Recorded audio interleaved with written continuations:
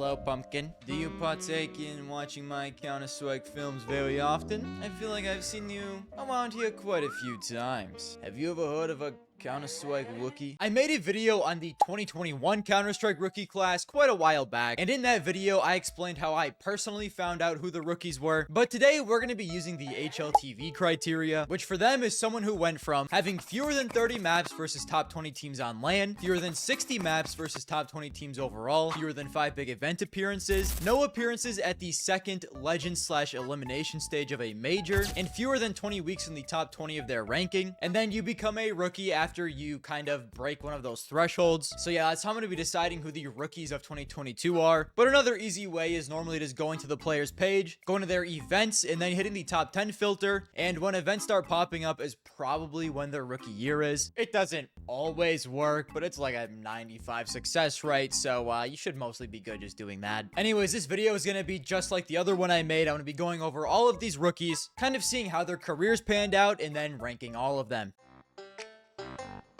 To start us off, I want to talk about two people who weren't technically rookies by HLTV standards, but still did have a little bit of time in the limelight, so I'm going to personally count them. And those two players are Mr., who got a chance due to Astralis' dysfunction, and Fuzzy, who got a shot due to NIP's dysfunction. Mr. posted a .96 on Astralis' academy team before needing to join the main team due to config being benched for a fist fight in Malta. He only lasted 2 months in the team, although Astralis did come in second place at Blast Premier Fall Showdown, where Mr. would top frag in the final against Heroics, so that's a positive. But yeah, after 2 months on the team and a .92 rating, he would be benched and sent back to the academy team. And as of today, he plays for Sashi and has a .98 over the past 3 months. Fuzzy would post a 1.08 as the offer for Young Ninjas before needing to join due to device being out several months for health issues. On the team, he'd post a .95 rating and actually make the playoffs of ESL Pro League Season 15 before being benched and going on loan to Senegal. As of today, ironically enough, he has once again replaced Device, this time on Astralis, after he had a fairly successful stint on Wildcard posting a 1.16 rating. So I'll give Mr. an F, and Fuzzy can get like a C.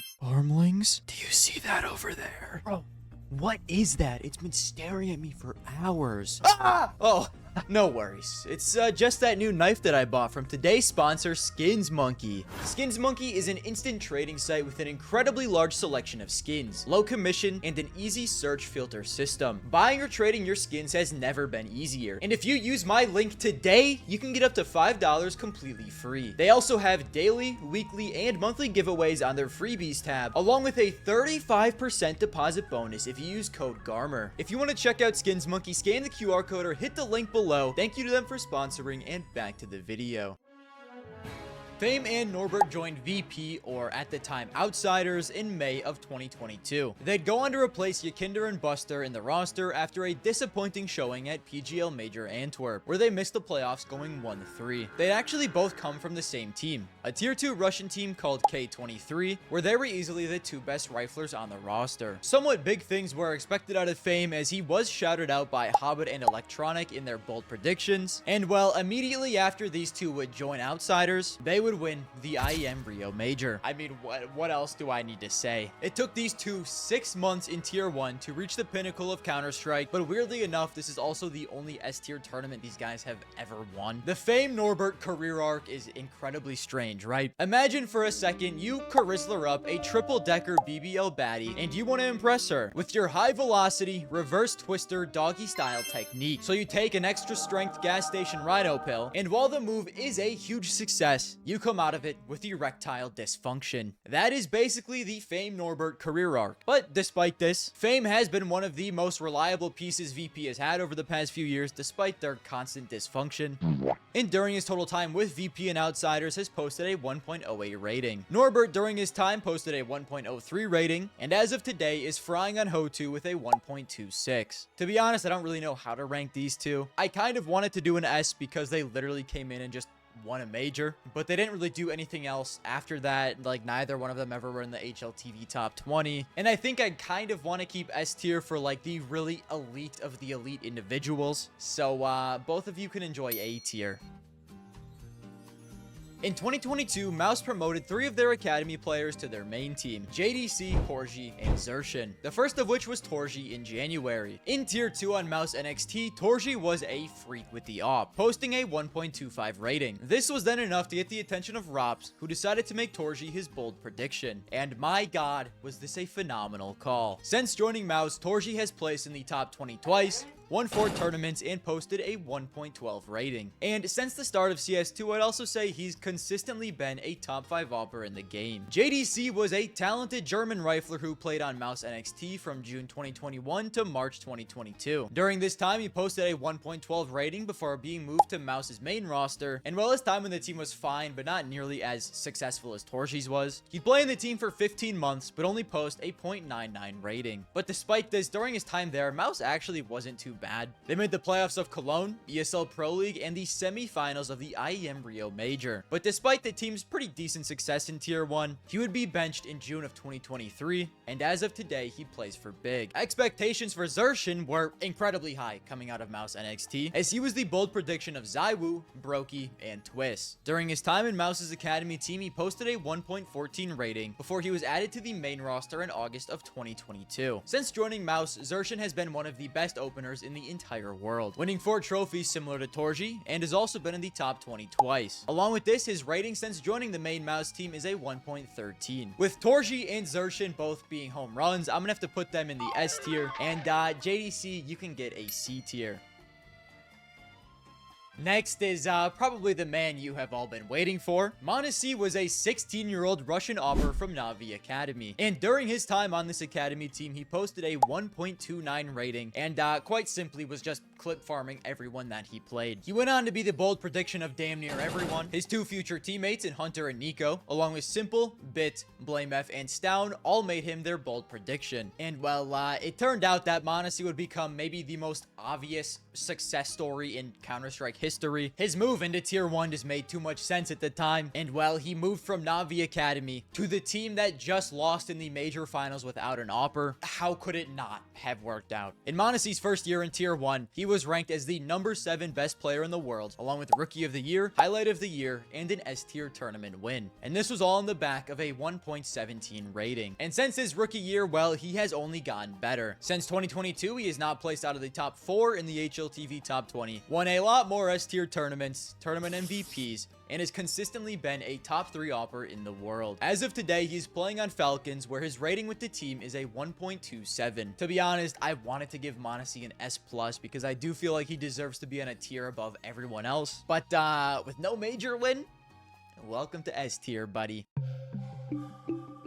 Similar to MOUZ, in 2022, Big would promote 2 of its academy players to their main team. The first of which was Crimbo, who joined Big Academy at the start of 2022 and immediately impressed with a 1.15 rating and a finals appearance at We Play Academy League Season 3. After only a few months in the academy team, Big had seen enough and promoted him in March, where he'd be replacing Keto. And while Crimbo's time on Big has been fine, they did win a tournament in 2022, but his rookie year wasn't anything super special, as he only posted a 1.02 rating, although he improved drastically in 2023, where he would post a 1.15 rating, and honestly at this point kind of looked like the only redeeming part of Big's roster. His total rating since switching over to CS2 is also pretty good at a 1.11, but as of today, Crimbo is benched and is going to be standing in for Liquid for a while, I guess. Maybe Naf is coming back, I don't really know. Crimbo's kind of a weird one to rank, because I do think individually he was a pretty good player, but Big was such a dumpster fire and didn't really do anything. I can't rank him too highly. You know, with him on the team, Big eventually got so bad they fell deep into Tier 2 until enough was enough and he did finally get benched. So I guess I'll give Crimbo a B, and along with this B tier, I will also give you my prayers for the things that you are about to endure on Team Liquid.